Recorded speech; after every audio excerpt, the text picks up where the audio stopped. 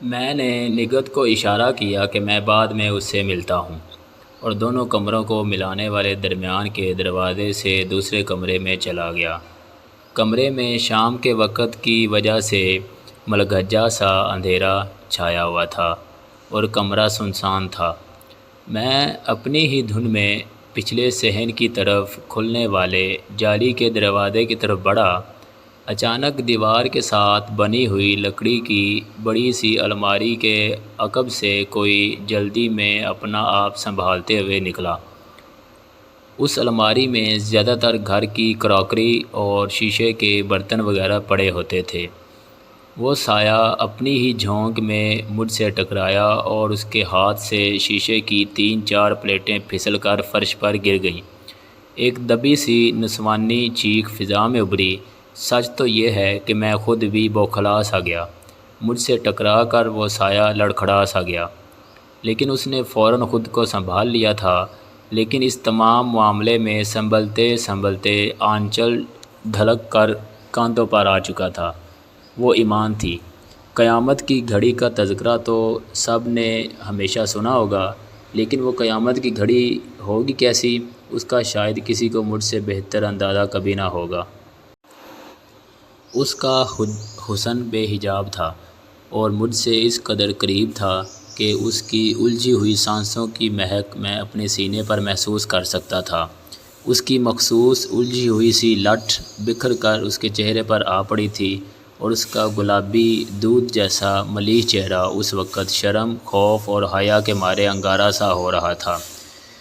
کیا کسی کی دعاؤں کا ثمر قدرت نے اس قدر جلد اور اس قدر اعلیٰ انعام کے طور پر بھی دیا ہوگا؟ شاید کبھی نہیں۔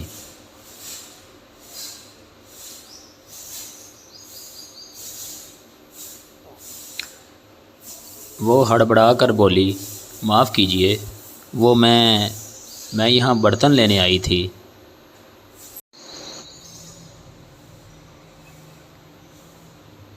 مجھ سے جواب میں کچھ بھی نہ بولا گیا۔ شاید میری زبان ہمیشہ کے لیے سلب کر رہ گئی تھی۔ اتنے میں برتن گرنے کی آواز سن کر پاس کے کمرے سے خالہ اور ایمان کی چھوٹی بہن حیا ہڑبڑائے ہوئے انداز میں کمرے میں داخل ہوئیں، اور فرش پر بکھرا کانچ اور مجھے اور ایمان کو وہاں کھڑا دیکھ کر جیسے خود ہی سب سمجھ گئیں۔ ایمان جلدی سے خالہ کی طرف بڑھ گئی۔ خالہ ہنس کر بولی، ڈر گئی کیا؟ ارے یہ اپنا ہی بچہ ہے، حماد، نگہت کا تیسرا بھائی ہی سمجھو۔ ویورز، ویڈیو کو پورا دیکھیں، چینل کو لائک اور سبسکرائب کریں، شکریہ۔ حیا نے ہنسی روکنے کے لیے پلو منہ میں لے لیا تھا۔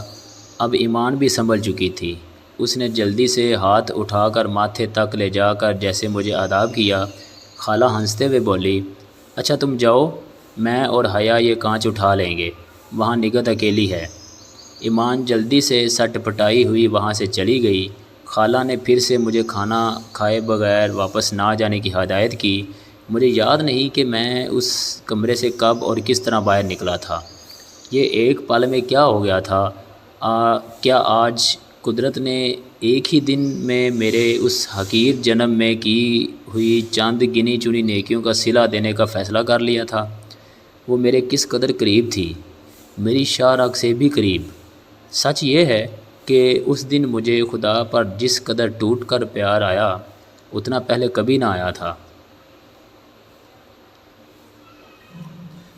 ہم انسان بھی کتنے ناشکرے ہوتے ہیں، آس پاس کی چیزوں سے، رشتوں سے، خدا کی بانٹی ہوئی نعمتوں سے دن میں جانے کتنی مرتبہ پیار جتاتے ہیں۔ ان کے پیار کا ذکر کرنے سے ہی ہماری آنکھیں تک بھیگنے لگتی ہیں، لیکن ہمیں اس خدا پر کبھی پیار نہیں آتا جو ہمارے جینے کے یہ سب بہانے پیدا کرتا ہے۔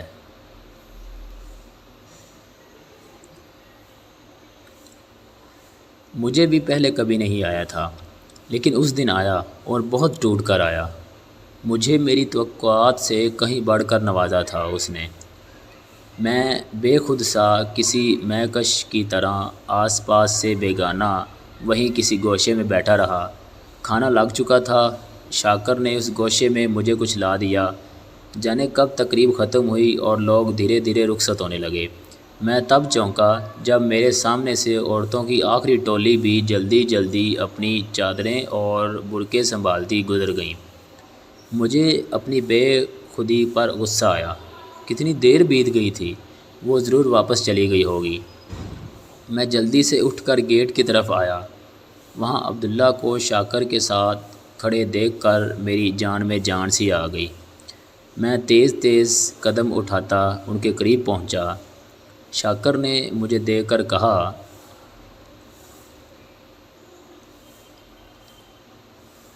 لو، حماد بابا بھی آ گئے ہیں، اب مسئلہ حل ہو جائے گا۔ پتہ چلا کہ مہمانوں کو واپس پہنچانے کی غرض سے جو گاڑی کرائے پر منگوائی گئی تھی اسے شاکر کا بڑا بیٹا لے کر گیا تھا، لیکن اس کی واپسی میں دیر ہو گئی تھی۔ عبداللہ کے چہرے پر پریشانی کے آثار تھے۔ میں نے جھجکتے ہوئے شاکر کو تجویز پیش کی کہ اگر وہ مناسب سمجھے تو میں گھر جاتے ہوئے انہیں مولوی صاحب کے یہاں چھوڑتا جاؤں گا۔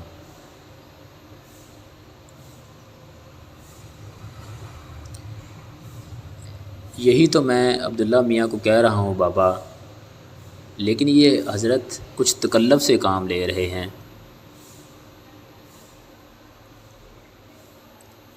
اس میں تکلف کی کیا بات ہے؟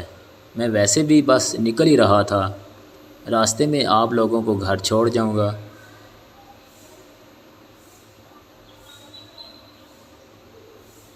عبداللہ کے پاس میری تجویز ماننے کے علاوہ دوسرا کوئی راستہ بھی نہیں تھا۔ رات ڈھلتی جا رہی تھی اور اس وقت کسی دوسری سواری کا ملنا بھی اس علاقے میں محال تھا۔ جب تک میں گاڑی لے کر حویلی کے مرکزی گیٹ تک پہنچا، شاکر اندر سے دونوں لڑکیوں کو بھی بلا لایا تھا۔ ایک ہی دن میں اتنے معجزے رونما ہو جائیں گے، یہاں آنے سے پہلے ایسا میں نے کبھی سوچا بھی نہ تھا۔ شاکر سے رخصت ہو کر وہ سب گاڑی میں سوار ہو گئے۔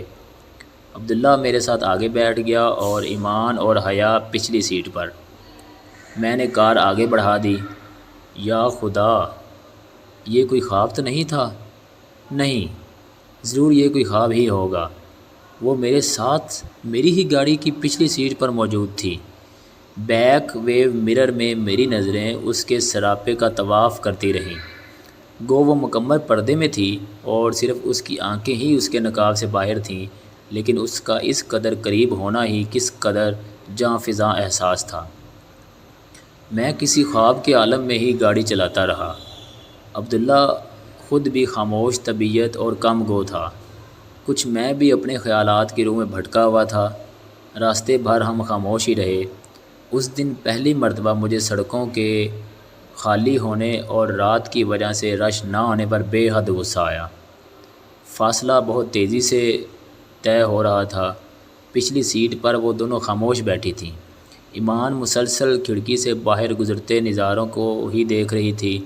اس نے ایک مرتبہ بھی دانستہ یا نادانستہ طور پر سامنے دیکھنے کی کوشش نہیں کی، اور میں سب کی نظر بچا کر مسلسل شیشے میں اس کو دیکھے جا رہا تھا۔ جانے اس انجانی سی لڑکی نے مجھ پر یہ کیسا جادو کاٹ ڈالا تھا کہ میں دھیرے دھیرے اپنے اوپر اپنا تمام اختیار ہی کھوتا جا رہا تھا۔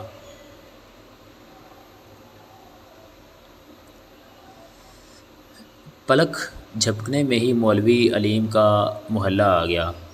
رات کی وجہ سے محلہ بھی بالکل سنسان پڑا تھا۔ میں نے مولوی صاحب کی گلی میں موڑ کر گاڑی کھڑی کر دی۔ عبداللہ نے نہایت ممنونیت سے میرا شکریہ ادا کیا اور رسماً اندر آنے کو بھی کہا۔ میں نے شکریہ کہا کہ رات بہت بیت چکی ہے، پھر کبھی سہی۔ ایمان اور حیا بھی گاڑی سے اتر چکی تھیں۔ ایمان تو خاموش رہی، البتہ حیا نے اترتے اترتے دھیرے سے شکریہ کہا۔ میں صرف سر ہلا کر رہ گیا۔ میں نے گاڑی واپس موڑی اور عبداللہ کو سلام کرتے ہوئے آگے بڑھا دی۔ گلی سے نکلتے نکلتے میں نے بیک ویو مرر میں دیکھا کہ دروازہ کھل چکا تھا اور وہ تینوں اندر داخل ہو رہے تھے۔ پھر جانے کب میں گھر پہنچا اور کس طرح میں نے خود کو اپنے بستر تک پہنچایا، لیکن مجھے اچھی طرح یاد ہے کہ اس ساری رات میں ایک پل کے لیے بھی پلکیں نہیں جھپک پایا تھا۔ اس رات مجھے احساس ہوا کہ عشق کا ڈنگ اپنا وار کر چکا ہے اور اب زہر دھیرے دھیرے میرے جسم کی تمام رگوں میں پھیلتا جا رہا ہے۔ Thanks for watching. Subscribe my channel for latest videos. شکریہ.